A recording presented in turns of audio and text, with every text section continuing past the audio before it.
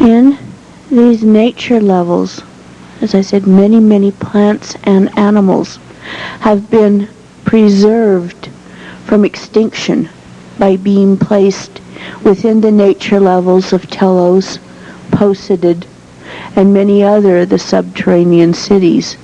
Thus, we still do have many of the plants that have been extinct on the surface. We still have saber-toothed tigers.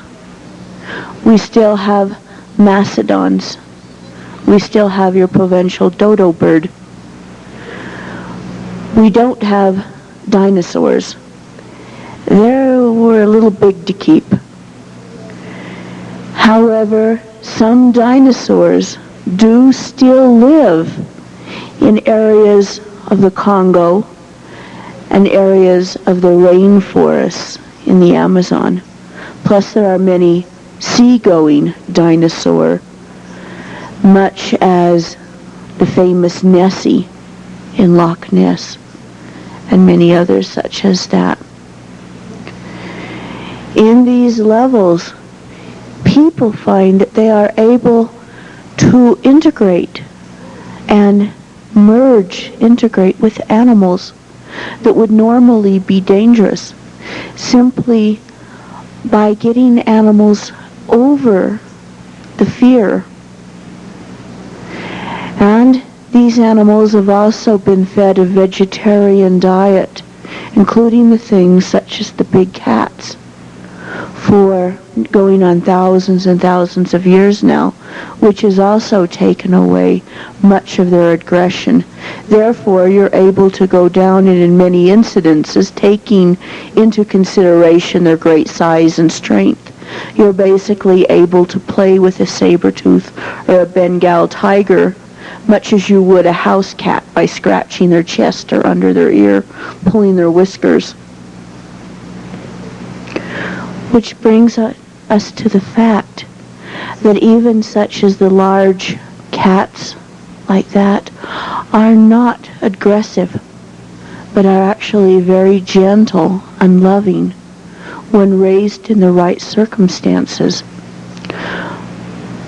Which brings us again back to the purpose of this, the eventual reintegration of the two cultures, the subterranean and the surface, to bring back out what has been preserved and what has been prepared, so that this again becomes one planet, one civilization, and that people will be able to live on the surface or in subterranean cities, or both, at will. Again, that is the whole purpose of these tape series and our work now at Telos Enterprises. Back to the city. The fourth level up, as I explained, is mostly hydroponic gardens and a nature level. And the third level is totally hydroponic gardens. Hydroponics are how we grow and produce all of our food.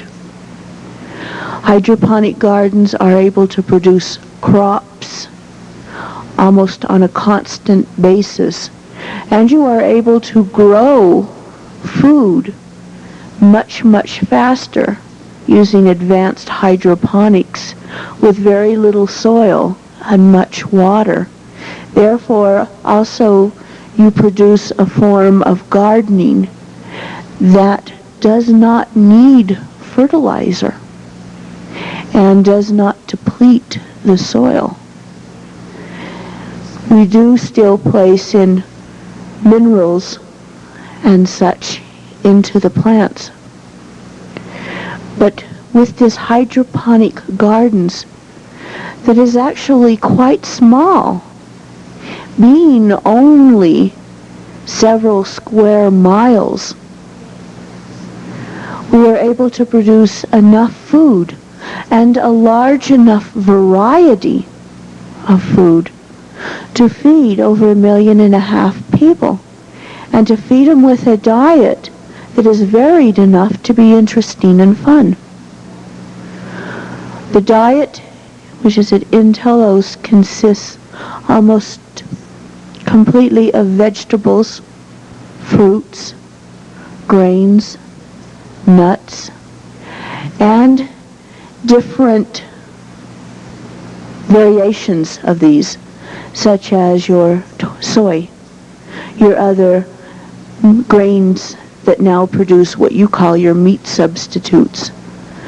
We have been on a vegetarian diet in Telos now for over 12,000 years, from the time when the city was first started being built. It was decided at that point that our diet would consist of totally vegetarian, therefore also removing the aggressive thought forms that causes animals to react so violently, and also the fact that a human body was meant to be on a vegetarian diet, and any other form of diet actually produces death and aging. On the second level, we have what is called our manufacturing level. This is where we produce clothing, furniture, art forms. This is also where many classes take place. And this is also some of the living levels. On the top level of the city itself, this is where most people live. This is where most commerce takes place. This is where, you might say, our heart and our soul is. And you might say the building that represents our heart and our soul is the building that is directly in the center of the top level, which is our temple, which is a pyramid-shaped building. You may say a very large pyramidal-shaped building. The temple at Telos will hold 10,000 people at a time. It was built to be able to hold almost half of the original 25,000 person population. The temple is dedicated to the Melchizedek. The Melchizedek, you may say, is a cosmic priesthood. Everywhere you go in the universe, you run across the Melchizedek. It is the organization whose sole purpose is to bring the plans of light to everywhere they go. The pyramid is white, and the capstone is a stone we call living stone. It comes from Venus. From the distance, it looks rather like a crystal, but with light moving through it in a very strong color. Why it is called living stone is it picks up the cosmic emulations of whatever ray is focused at the moment on the planet. The planet is set up in such a way that the rays focus themselves about every 24 hours in an intensity on the planet. Thus, for instance, on Tuesdays, the blue ray is the most predominant ray on the planet. On Fridays, the white ray.